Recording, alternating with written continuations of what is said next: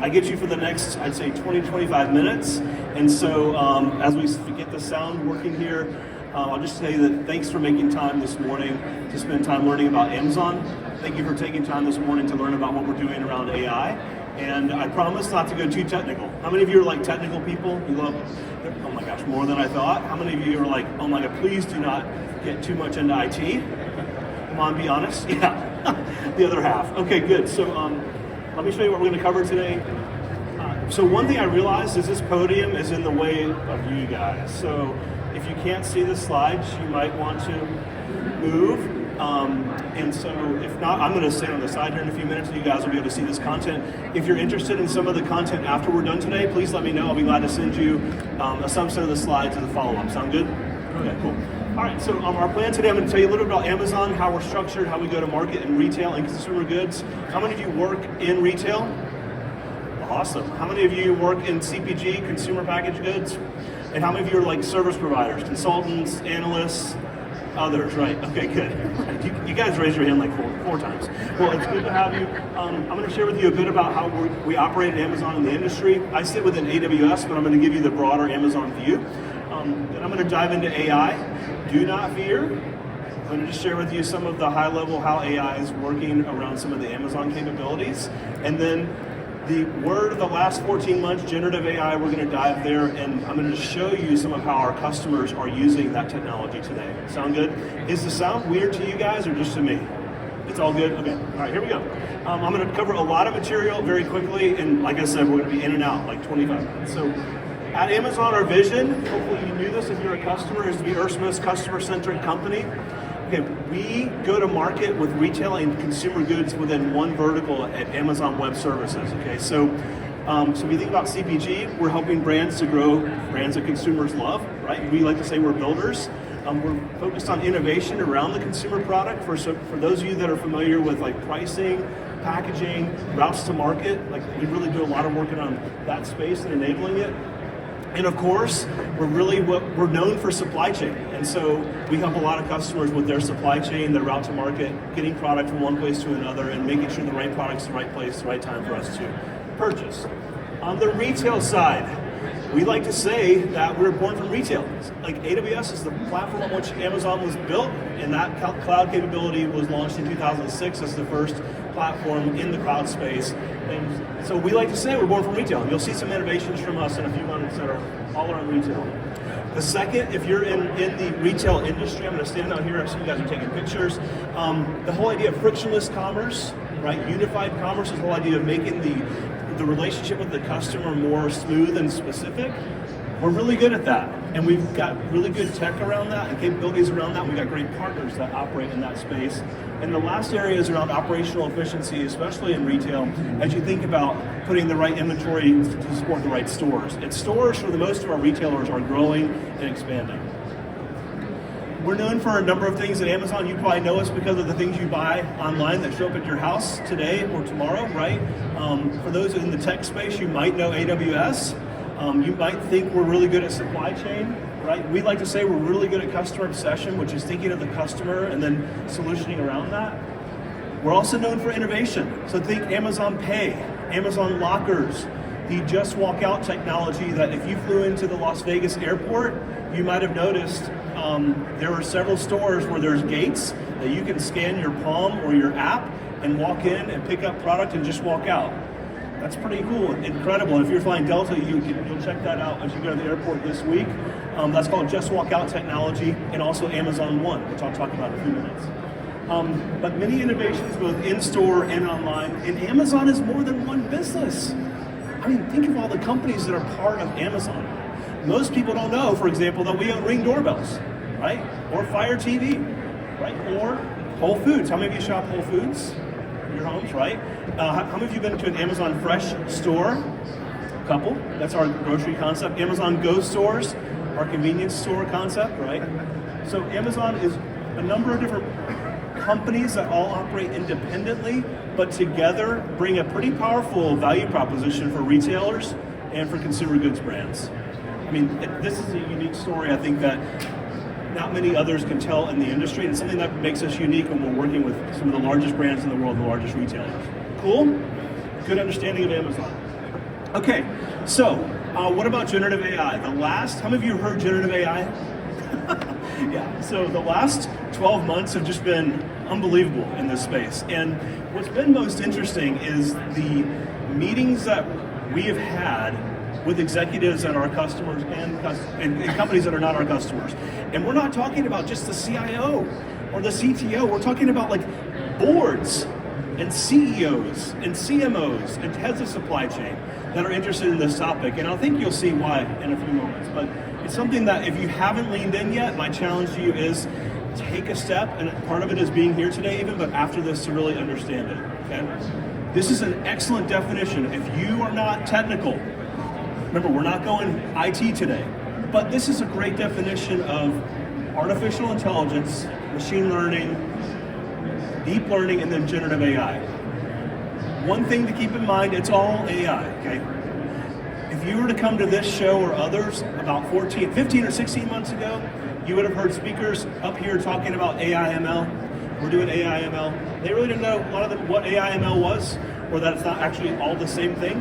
But what's great about the last year or so has been the opportunity to really define this tech, and it's actually been helpful to understand from a business perspective what the value of this could be for line of business leaders. And that's what I'm going to show some of you today. AI is not new. Artificial intelligence didn't just start last year, right? How many of you knew that? Yes, all of you, just raise your hand, right?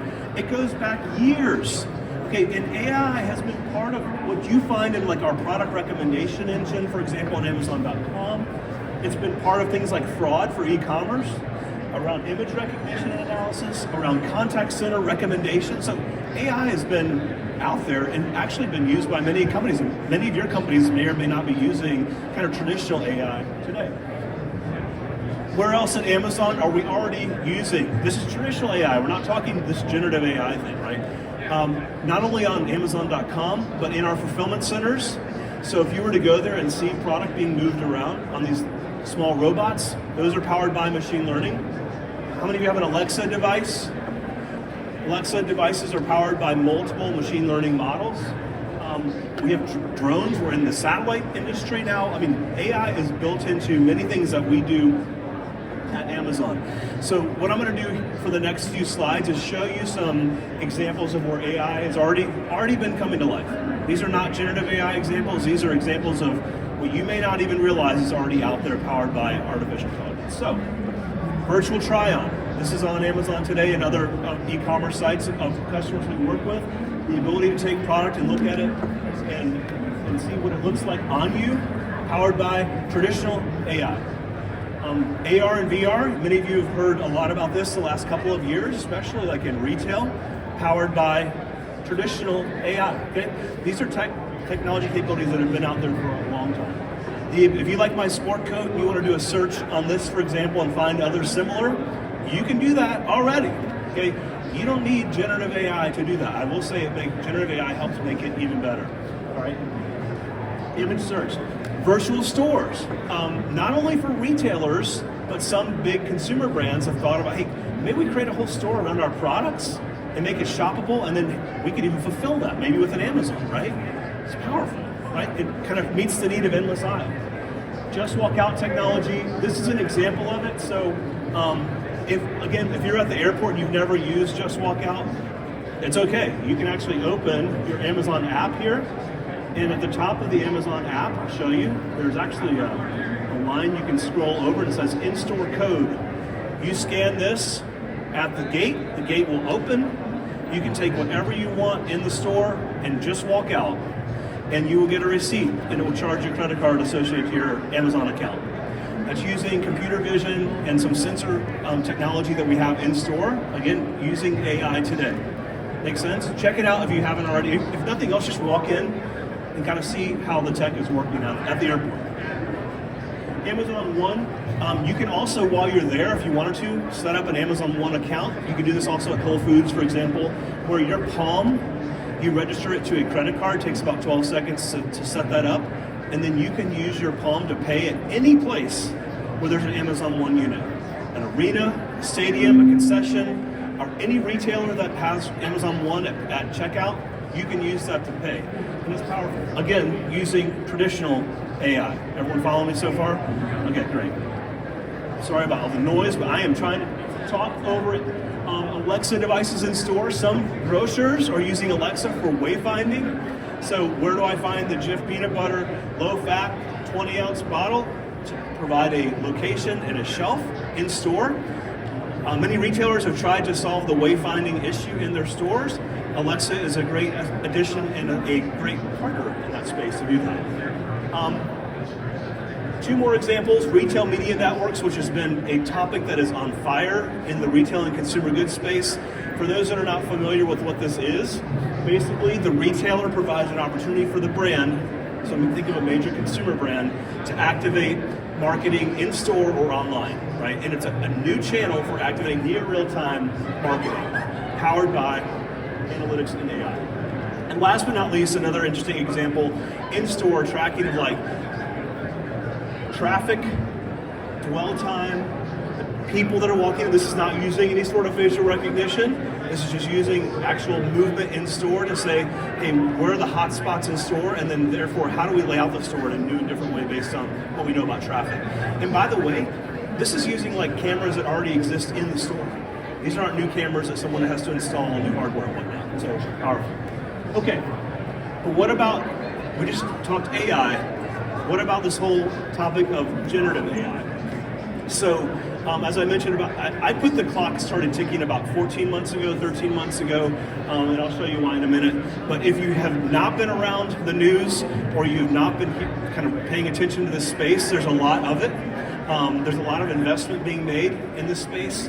There's quite a bit of prediction around like the size of this space.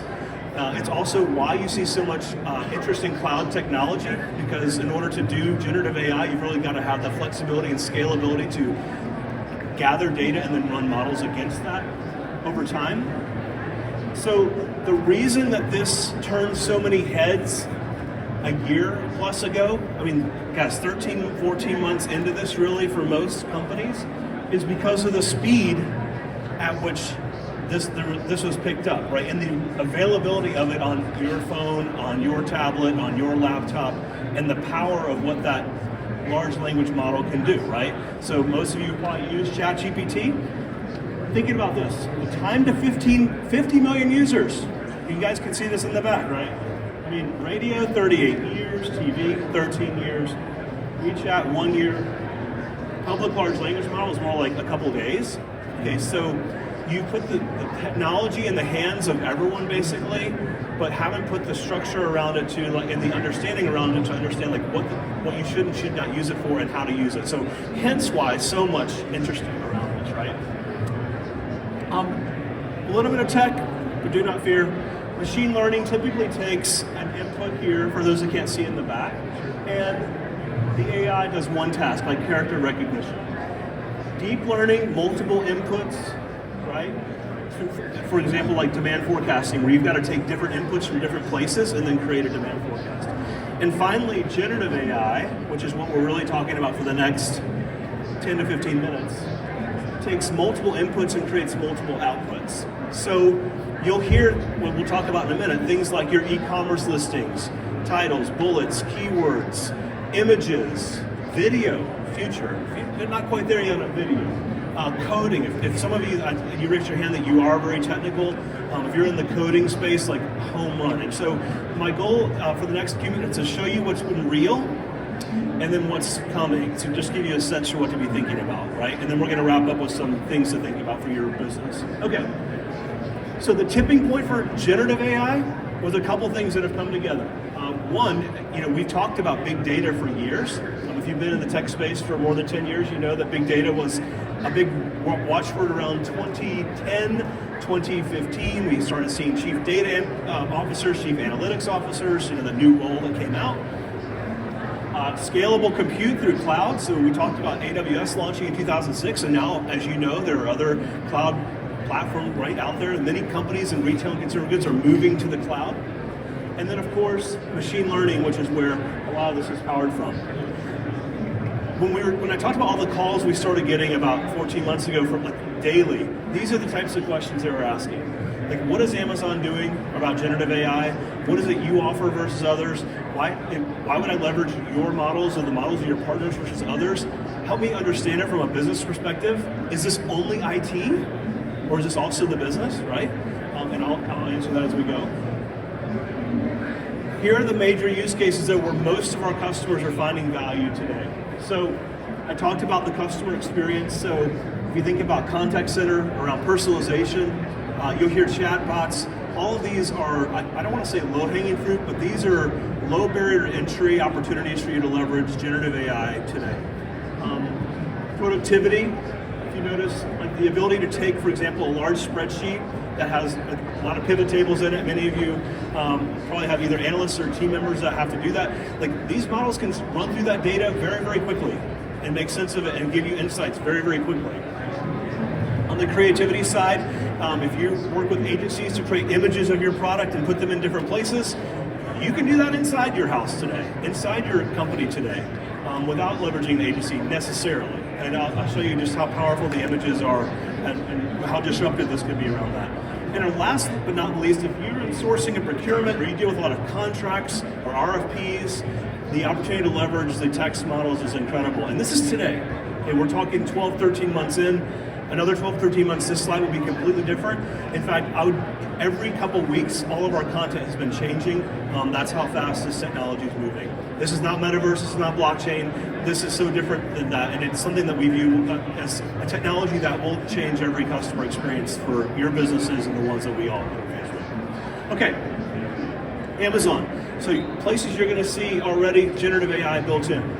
In reviews, for example, you'll see how many of you can go through 12,000 reviews and make sense of those reviews, right? It's too many. So these models are running through that data, providing the summarization to you of the pros and cons, the pluses and minuses of products, so you can then make a better purchase decision, right?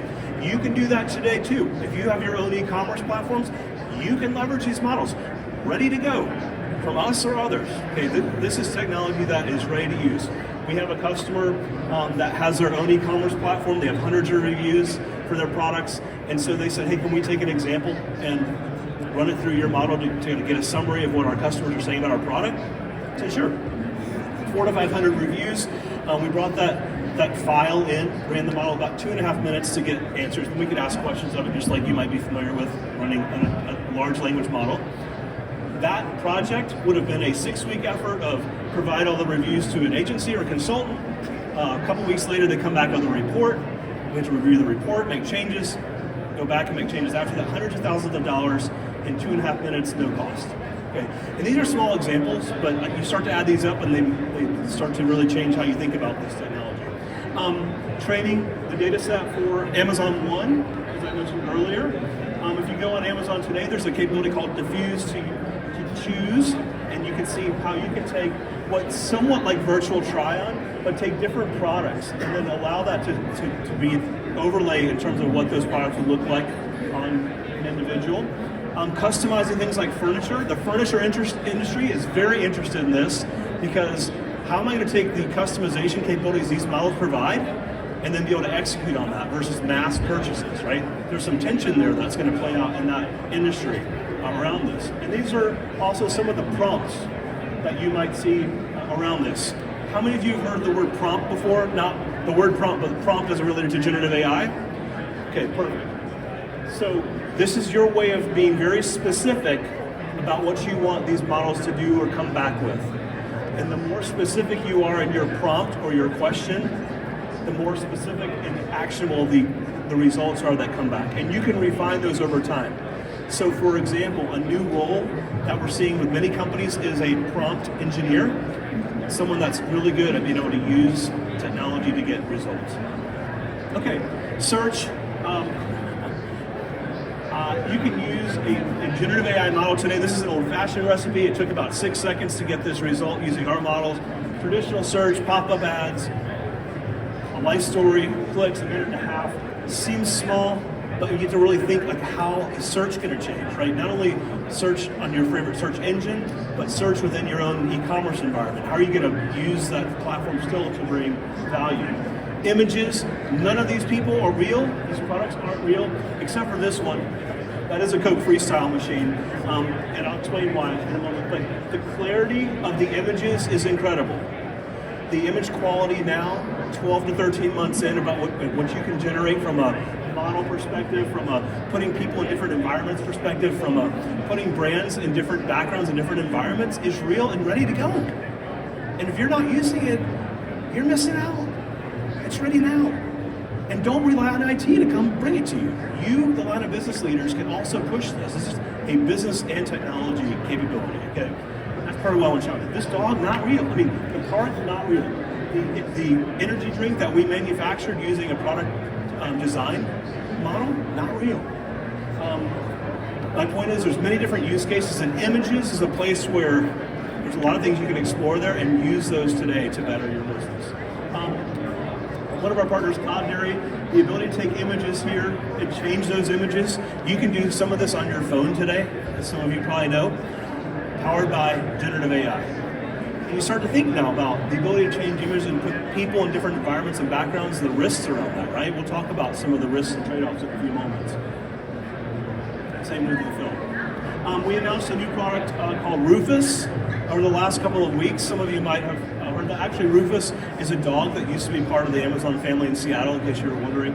If you Google it, you'll find it. But here, you will learn all about how to think about generative AI-powered conversations versus just going in and searching for a specific product on not only the Amazon platform, but something that you can leverage more broadly, right? We're looking at planograms. Some of you are familiar with planograms. Some of the use cases around out-of-stocks. There's so many different ways you can use this new technology.